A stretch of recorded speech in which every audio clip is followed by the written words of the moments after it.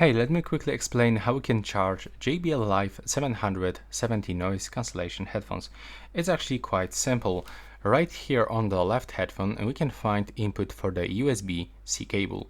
And thanks to this input we can for sure use any USB-C cable. So as you can see, this is actually not original cable from JBL.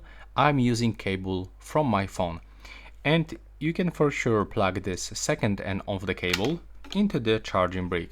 So I'm using the two charging bricks from my old Huawei phone and this random Qualcomm 3.0 quick charge, and it works with almost every device. So what I mean, you don't have to actually buy any expensive original charging brick or cable. You can still use your old power adapter, and also you can plug this cable straight into your TV, into your laptop, into any power supply, and it will actually works and you will be able to recharge your headphones. So this is it for this video, the quick information for you. Right now please subscribe.